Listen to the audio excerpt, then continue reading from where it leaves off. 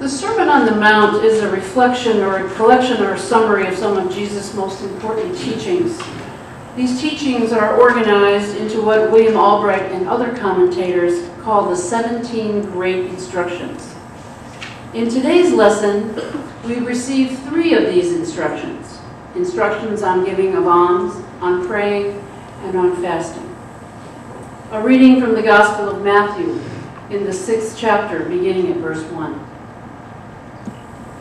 Beware practicing your piety before others in order to be seen by them, for then you have no reward from your God in heaven. So whenever you give alms, do not sound a trumpet before you, as the hypocrites do in the synagogue and in the streets, so that they may be praised by others. Truly I tell you, they have received their reward. But when you give alms, do not let your left hand know what your right hand is doing, so that your alms may be done in secret, and your God, who sees in secret, will reward you. And whenever you pray, do not be like the hypocrites, for they love to stand and pray in the synagogues and at the street corners, so that they may be seen by others. Truly, I tell you, they have received their reward. But whenever you pray, go into your room and shut the door, and pray to your God, who is in secret, and your God, who sees in secret, will reward you. When you are praying, do not heap up empty phrases, as the Gentiles do, for they think they will be heard because of their many words. Do not be like them, for your God knows what you need before you ask. Pray then in this way: Our Father in heaven, hallowed be your name. Your kingdom come, your will be done on earth as it is in heaven. Give us this day our daily bread, and forgive us our debts as we also have forgiven our debtors. And do not bring us to the time of trial, but rescue us from the evil one. For if you forgive others their trespasses, your heavenly God will also forgive you. But if you do not forgive others, neither will your God forgive your trespasses.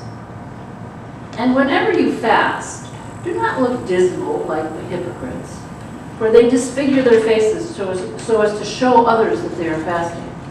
Truly, I tell you, they have received their reward. But when you fast, put oil on your head and wash your face, so that your fasting may be seen not by others, but by your God, who is in secret, and your God, who sees in secret, will reward you.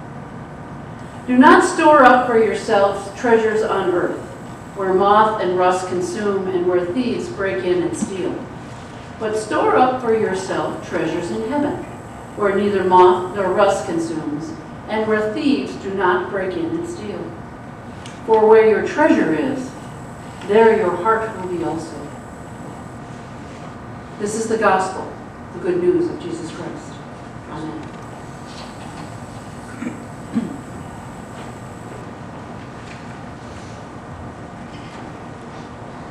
Hallelujah! Christ is risen! You want that? You know, Easter is not just a single day. Easter is a season. And Easter is not just a season, it is a state of mind. So I wanted to greet you this morning in the same way that Christians have greeted each other for, well, a couple thousand years, I guess, a few generations. And I also want to thank you for having me here. It's good for me. And I particularly thank the members of the Bible study for making me work so hard. That is also good for me. I wonder how many people here have been in the scouting movement in some capacity. The Boy Scouts, Girl Scouts, Brownies, Cub Scouts, yeah, most of us. And most people that haven't probably know somebody who has, or have a child or nephew who has. I was a Cub Scout, for about 2 or 3 years. And most of you will remember that in the scouting movement, one of the goals is to pass certain qualifications and earn merit badges and other items of distinction. And for a Cub Scout, the first one that you earn is called the Bobcat. And to earn the Bobcat, there's a whole list of things that you have to do, and you have your dad sign off for each and every one of them. It's a nice exercise. And one of those exercises, I remember this, was to do a good deed every day for 30 days and not tell anybody. You see, scouts don't talk about their good deeds. They don't brag about their good deeds. They don't even admit to them. Which created a conundrum. How is my dad going to sign off for all these good deeds if I'm not allowed to tell him what I'm doing? Hallelujah! Christ is risen. Okay. Okay, we turn our attention now from the Cub Scouts to the Sermon on the Mount reported in Matthew. Now, it is probable that Jesus taught the lessons contained in this sermon, but he taught them at various times and places, because as a body, as an epic, it appears no place else in the Gospels. So you see, Matthew gathered Jesus' teachings together and presented them as one very good sermon. A sermon probably better than this one, but also probably a lot longer. Today we extract 3 points from this sermon for further study. That is, we look to see if and how they are useful in our lives. And these 3 points, almsgiving, praying, and fasting, are bracketed by warnings about public piety. The passage starts, "Beware of practicing your piety before others in order to be seen by them." And the concluding paragraph begins, "Do not store up for yourselves treasures on earth." Now, friends, at this particular point, Jesus is not talking about monetary treasure. Well, don't fret, he'll get to that. He gets to the subject of money and serving 2 masters later in the Sermon on the Mount and in several other places in the 4 Gospels. But here he is talking about a different treasure. He's talking about ostentatiousness. He's talking about seeking the favor of other people rather than doing good for its own sake.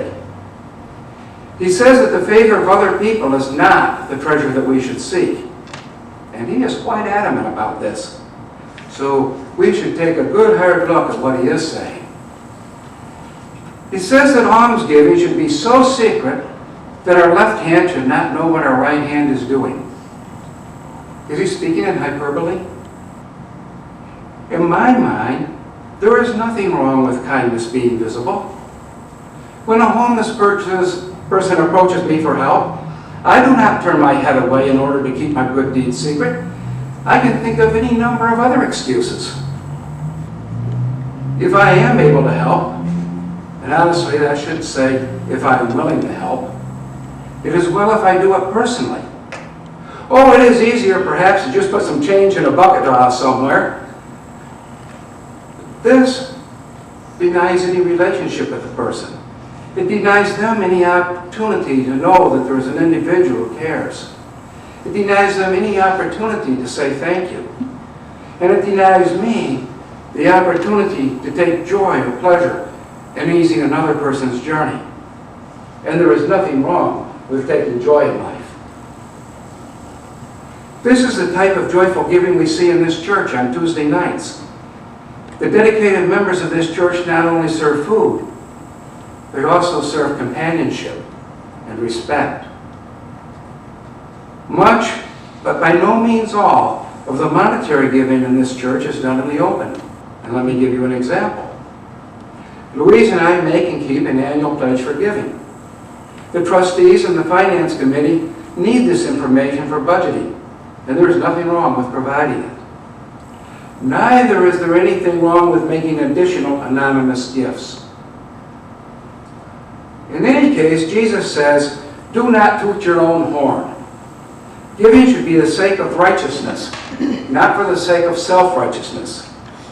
He says that the true measure of our treasure is not how we are seen by others, but how we are seen by our God. Jesus says, do not sound a trumpet, but render your alms in secret. He follows a similar formula in his instructions on praying and fasting. He says, do not do that, do this. And in regard to prayer, he seems to say that we should not pray on street corners or in synagogues, what we call our churches. He says we should go into a private room and pray in secret. Does God not listen to corporate prayer? Jesus says, do not heap up empty phrases. Should all prayer be silent? He says, God already knows what we need. Well, then why pray at all? The power of corporate prayer to me, I understand it best just from the experience itself. But I guess if I had to describe it in words, I'd use the words found in this old hymn. Blessed be the tie that binds our hearts in Christian love. The fellowship of kindred minds is like to that of love. Before our Father's throne we pour out our ardent prayers. Our fears, our hopes, our aims are one, our comfort and our cares.